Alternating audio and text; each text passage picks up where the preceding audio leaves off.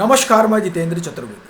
Modi cabinet के reshuffle को लेकर एक चर्चा लंबे समय से चलती रही है और कहा जाता रहा है कि साहब ये तो होना ही चाहिए और इसे लेकर इंतज़ार भी खूब हुआ है।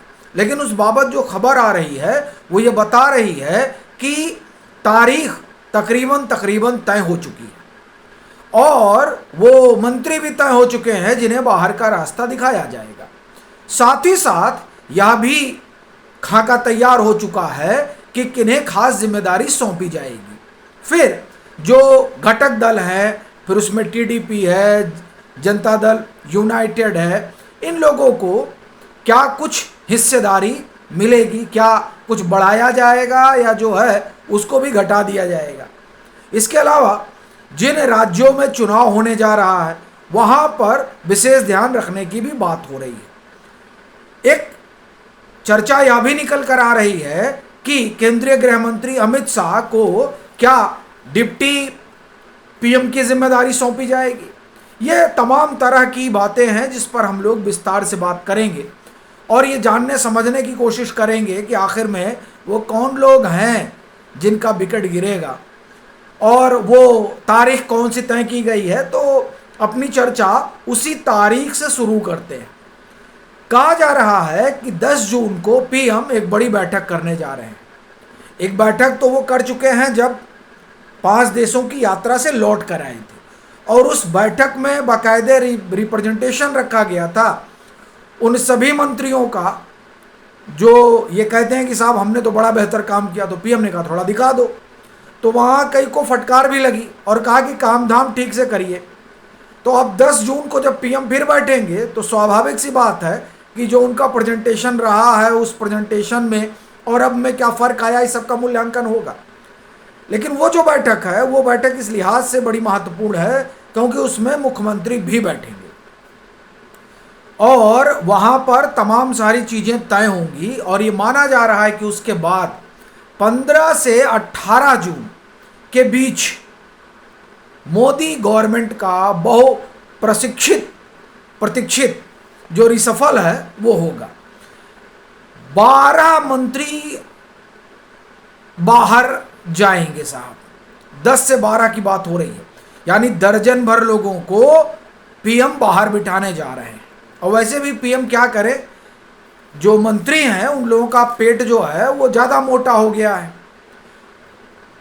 आप देखिए कि 12-12 साल से मंत्री बने बैठे हैं, काम के नाम पे नीलबटे सन्नाटा है। तो ऐसे में जो इनका प्रेजेंटेशन है उसमें सबसे पीछे खड़े नज़र आ रहे हैं। तो वो 12 तो ऐसे गए। अच्छा, इनके जाने का बड़ा फिक्स क्राइटेरिया है। आपको जानकर आश्चर्य होगा और आप चौंकेंगे भी जो मैं नाम लेने जा रहा हूँ। धर्मेंद्र प्रधान पे बाद में आऊँगा क्योंकि मुझे पता है कि आपको बड़ा इंतज़ार है कि इनका क्या होगा। उनको अभी साइड में रखिए। सबसे बड़ा क्राइटेरिया जो तय किया गया है, एक तो आयु वाला, आप लोग जान ही रहे हैं कि 70 पार जो हो बाहर बिठाए जाएंगे। अब उसमें आप रक्षा मंत्री को मत जोड़िएगा, ये ध्यान रखिए, रक्षा मंत्री अपवाद हैं, इसलिए उधर मत जाइए। 70 पार जो मंत्री हैं उनको रास्ता दिखाया जाएगा कि चलिए अब आप जो है संगठन का मार्गदर्शन करिए। उससे भी बड़ी चीज़ ये है कि जिनका राज्यसभा 2026 के अंत में या 27 में ख़त्म हो रहा है उनको राज्यसभा अब नहीं भेजा जाएगा। जिन जिन मंत्रियों का, ये ध्यान रखिएगा, और उसमें 2 मंत्री हैं, चौंकिएगा नहीं, दिल थाम कर बैठिए। एस जयशंकर और हरदीप पुरी, ये 2 मंत्री हैं। क्या इन्हें संगठन में जिम्मेदारी दी जाएगी? क्योंकि कहा जा रहा है कि दक्षिण का प्रभार जो है वो एक बड़े डायनेमिक मिनिस्टर को दिया जाना है। तो क्या वो डायनेमिक मिनिस्टर एस जयशंकर हैं? ये सवाल है अपना। ठीक है साहब। दूसरी चीज़ ये कही जा रही है कि ऐसा नहीं है कि क्राइटेरिया सिर्फ यही है कि भाई जिसका राज्यसभा ख़त्म हो रहा है या होने वाला है उन्हीं मंत्रियों को जो है एक तरह से कहा जाए कि ऐसी जिम्मेदारी दी जाएगी। जिनका नहीं भी ख़त्म हो रहा है और ज़रूरत है तो उनको भी भेजा जाएगा। यानी कुल मिलाकर खेल जो है वो ठीक चल रहा है। इसके साथ ही जो सहयोगी दल हैं, टीडीपी हो गया, जनता दल यूनाइटेड हो गया, फिर ये जीतन राम मांझी वाली पार्टी हो गई, फिर ये एनसीपी हो गई, इसमें भी रिप्रेजेंटेशन दिया जाएगा और संभावना यह है कि एमओएस का दर्जा इनके तमाम जिन लोगों को लाया जाएगा उनको मिलेगा घटक दल से। इसके अलावा जैसे आप देखिए, इसमें आप फिनांस मिनिस्ट्री ले लीजिए, फिनांस मिनिस्ट्री में पंकज चौधरी जाएंगे, चूँकि वो अब उत्तर प्रदेश के अध्यक्ष हैं। तो जब यहाँ उत्तर प्रदेश बीजेपी के अध्यक्ष हैं और वो मिनिस्ट्री ऑफ फाइनेंस में भी हैं राज्य मंत्री, तो जाहिर सी बात है वो जाएंगे। तो इस तरह से आप देखेंगे तो एक लंबी फहरिस्त है जहां एमओएस रखे जाएंगे। तो बड़ी संभावना यही जाहिर की जा रही है कि जो सहयोगी घटक दल हैं उनको एमओएस में डाला जाएगा, उनका भी रिप्रेजेंटेशन होगा। इस रिप्रेजेंटेशन में रीजन और कास्ट दोनों का ध्यान रखा जाएगा। देखिए पॉलिटिक्स है साहब, पॉलिटिक्स में इस सब का आप एक तरह से कहें कि ख्याल तो रखना पड़ता है, तो वो रखा जाएगा। जिन राज्यों में चुनाव होने जा रहे हैं 27 में, 5 राज्यों में चुनाव होने हैं आप जानते हैं, उसमें उत्तर प्रदेश भी है। सबसे क्रूसियल है बीजेपी के लिए, क्योंकि जो दिल्ली का रास्ता है वो लखनऊ से होकर जाता है, तो लखनऊ में अपनी सरकार रहे ये ज़रूरी है। तो उसके लिए जो तमाम सारे समीकरण है वो भी साधे जाएंगे और यहाँ से मंत्री भी बनाए जाएंगे। उनमें कहा जा रहा है कि जगदम्बिका पाल हो सकते हैं।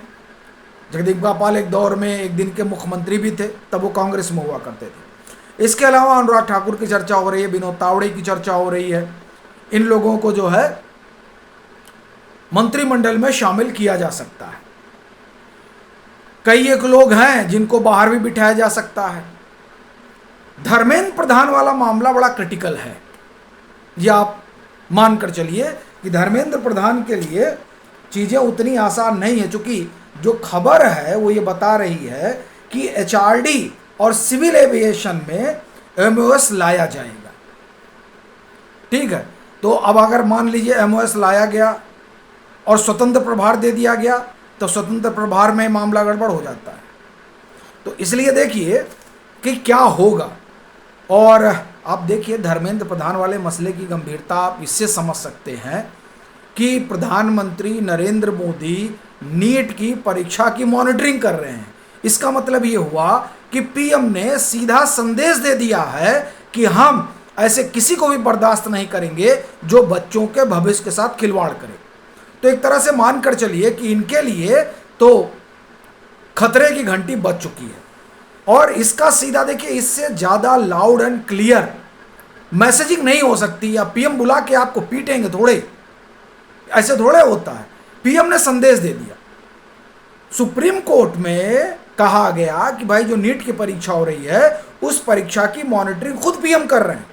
यानी ये जो शिक्षा मंत्री हैं और शिक्षा मंत्रालय है, ये सब अब सीधे पीएमओ के अंडर में है, तो शिक्षा मंत्री की क्या जरूरत है। ये सीधा पीएम ने संदेश दे दिया है। तो इसलिए मानकर चलिए जो रिसफल होने जा रहा है उस रिसफल में कई सारे जो है वो खेल होंगे और उस खेल में प्रधान जी जो है वो सबसे आगे हैं। बाकी हमने आपको बताया ही कि किसकी किसकी संभावना जाहिर की जा रही है। संगठनात्मक बदलाव भी हो रहा है।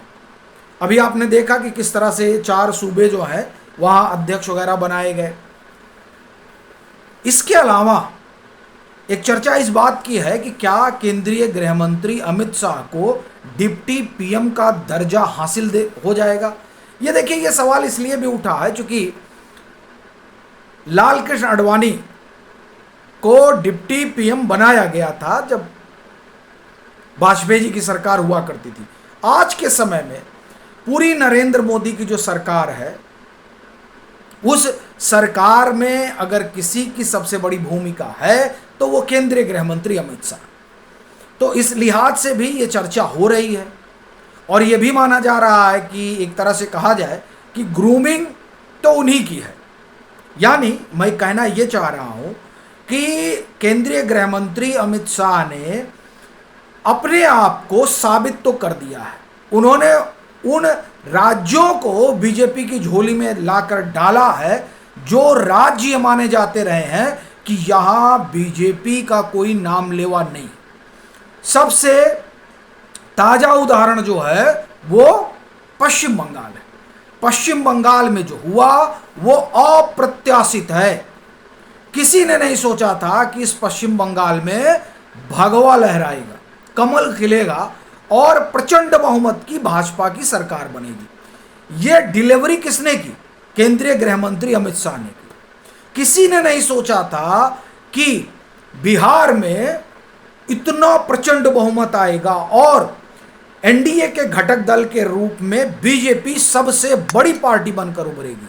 लेकिन उसे भी डिलीवर किया किसने? केंद्रीय गृह मंत्री अमित शाह ने। जिस हरियाणा को हारा हुआ माना जा रहा था 2024 में, उसे डिलीवर किया केंद्रीय गृह मंत्री अमित शाह ने। देखिए, मामूली बात नहीं। अगर आपको याद हो तो हरियाणा का नतीजा आने के बाद वहां जो ऑब्जर्वर बनकर गए थे वो खुद केंद्रीय गृह मंत्री अमित शाह गए थे। आप सोचिए कितना क्रूशियल था हरियाणा का चुनाव। महाराष्ट्र जिसे ये माना जा रहा था कि वहां महाविकास अघाड़ी की सरकार आ रही है, उस महाराष्ट्र में प्रचंड बहुमत लेकर आए कौन? केंद्रीय गृह मंत्री ने उसे डिलीवर किया। तो इसलिए वो तमाम क्रूशियल स्टेट जहां ये आप एक तरह से कहें कि बीजेपी मानी जा रही थी कि हार गई है, एनडीए माना जा रहा था कि हार गया है, उस क्रूशियल स्टेट में अमित शाह ने रिजल्ट दिया है। तो इसलिए यह माना जा रहा है कि उन्हें अब की बार इस तरह की बड़ी जिम्मेदारी सौंपी जा रही है। तो ये कुल कहानी है जो निकलकर छनकर सामने आ रही है। ये बात कहने में मुझे कोई गुरेज नहीं है कि मोदी शाह की सरकार है। इस सरकार में प्रेडिक्ट करना आसान नहीं होता है, लेकिन इस समय एक तरह से कहा जाए कि कई खबरें आ जाती हैं जो सही हो जाती हैं, क्योंकि वहीं से बताई जाती हैं। तो खैर, अभी कोई खबर वहां से बताई गई है, मैं ऐसा कोई दावा नहीं कर रहा हूं। ये तो सब Indian express, the new Indian express ने आज खबर की। उसने किसी का नाम नहीं लिया, लेकिन जिस तरह की चीज़ें हैं उससे एक आकलन मिलता है। बाकी आप लोगों की क्या राय है, ज़रूर साझा करिएगा।